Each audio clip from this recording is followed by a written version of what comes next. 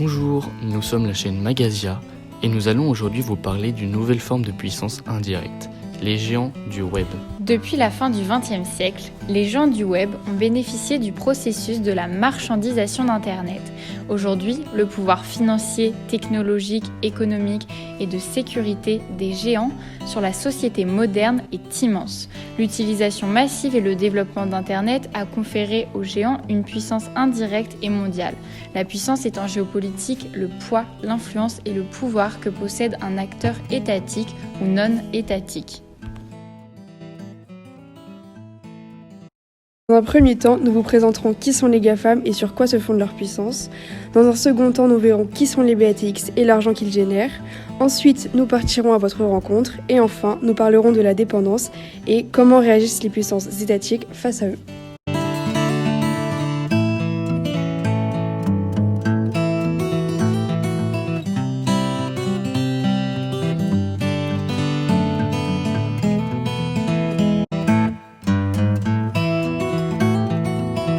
GAFAM, c'est un mot qui reprend la première lettre de Google, Amazon, Facebook, Apple et Microsoft, les marques les plus cool du monde. En moins de 15 ans, ces 5 superpuissances numériques américaines sont devenues des acteurs incontournables de l'économie mondiale. La valeur en bourse des GAFAM pèse plus lourd que l'ensemble des entreprises françaises cotées sur le marché et le montant cumulé de leur trésorerie est plus important que celui de la Suède.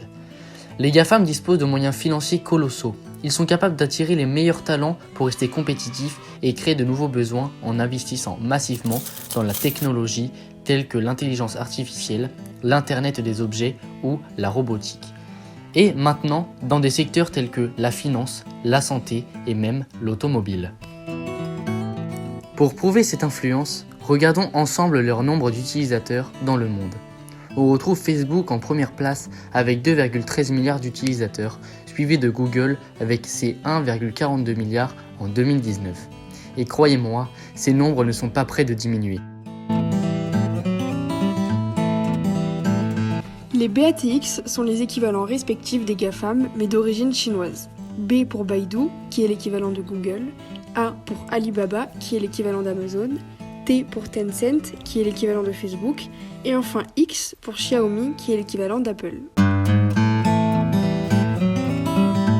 Ces géants ont basé leur puissance sur l'immense marché intérieur chinois, qui compte près de 800 millions d'internautes.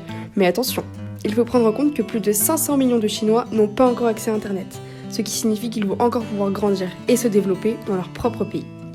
L'État chinois, dirigé par le Parti communiste, contrôle Internet en censurant certains réseaux sociaux comme Google et Facebook. Forcément, cela a favorisé le développement de la tech chinoise.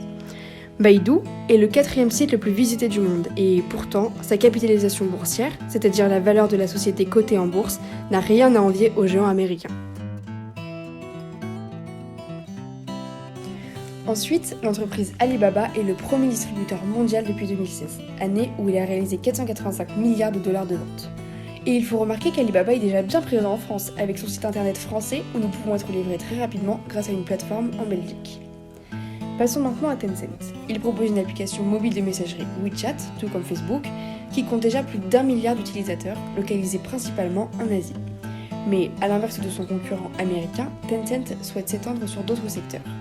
En effet, ses utilisateurs peuvent déjà faire leurs courses, commander de la nourriture, acheter une place de cinéma ou encore prendre rendez-vous chez un médecin sans quitter l'application. Enfin, nous avons évoqué Xiaomi, un constructeur de téléphones concurrent d'Apple, 4e au classement des ventes derrière la marque à la pomme. Elle a connu une immense progression de ses ventes en direction de l'Europe au début 2019. Sa capitalisation boursière a été évaluée à 54 milliards de dollars.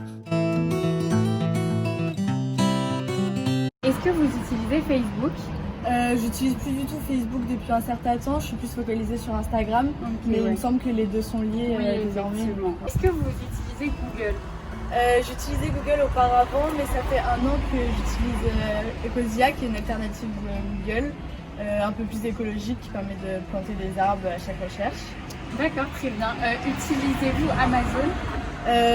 Au vu des annonces qu'on a eues par rapport à leur fabrication et leur mode de fonctionnement, j'essaie de limiter un maximum, même si c'est vrai qu'Amazon est un lieu où on a où on peut trouver tout ce qu'on souhaite. Est-ce que vous connaissez les GAFAM? Non, pas du tout. Pas du tout. Ni les BATX? Pas du tout. D'accord. Est-ce que vous utilisez les GAFAM?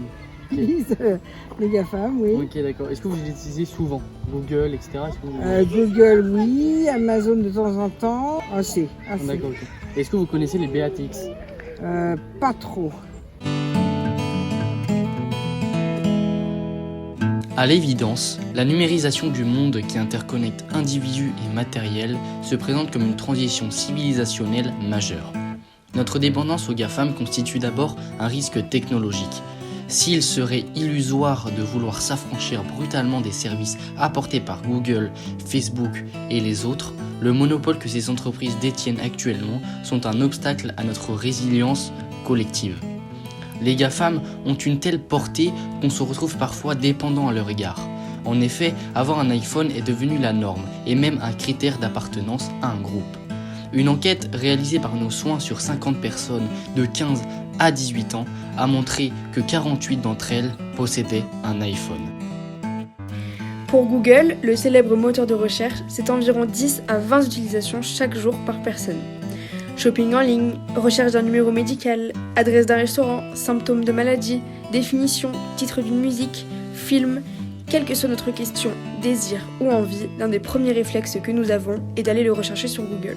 Aux grandes dames des anciennes générations qui disent souvent que Google remplace notre cerveau, qu'on ne se fie plus qu'à ça et qu'il fait tout à notre place.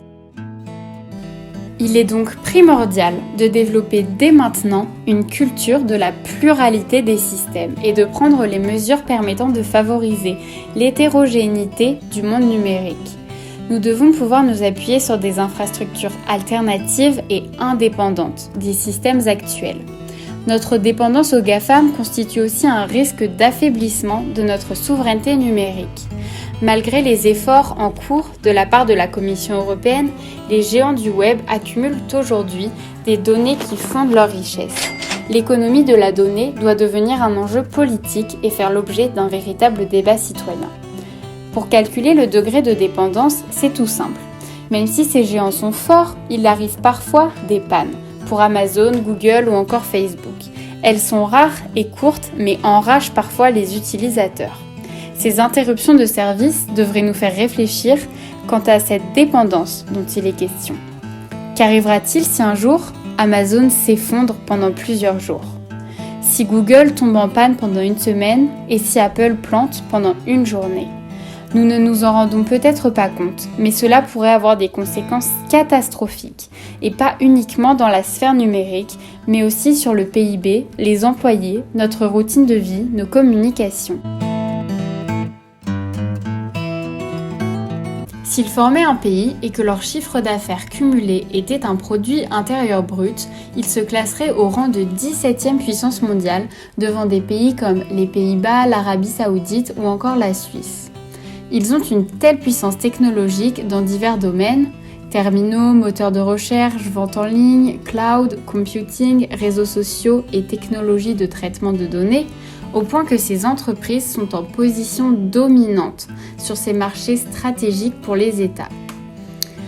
Ces entreprises ont également acquis un statut politique, notamment à la gouvernance d'Internet. On les retrouve dans de grandes institutions telles que l'ICANN où elles ont plus de pouvoir que les États. En février 2017, le premier poste d'ambassadeur auprès des GAFAM a été créé par le Danemark, qui n'hésite pas à qualifier ces entreprises de nouvelles nations, avec qui il faut donc entretenir des relations diplomatiques. Les GAFAM restent néanmoins fort dépendants des États, tant ils demeurent soumis aux subventions, politiques fiscales et contrats publics pour poursuivre leurs activités. Les États accusent les GAFAM de contourner les législations fiscales et exigent qu'elles épurent le web et les réseaux sociaux de fausses informations et de contenus jugés inappropriés par les États, comme les vidéos à caractère terroriste, pédopornographique, au point de les obliger à user d'un pouvoir de censure habituellement réservé aux États. On voit donc qu'aujourd'hui, dans le monde actuel, les géants du web ont une place et une puissance énormes. Ils ont réussi à créer leur propre puissance non étatique et se sont imposés dans ce monde où ils demeurent maintenant presque aussi puissants que les États, ce qui déplaît à certains et crée donc des tensions entre ces deux acteurs majeurs. C'est déjà la fin de cette vidéo, merci à tous de l'avoir visionnée. N'hésitez surtout pas à lâcher votre petit pouce bleu en bas de la vidéo. C'était Magazia et à très bientôt.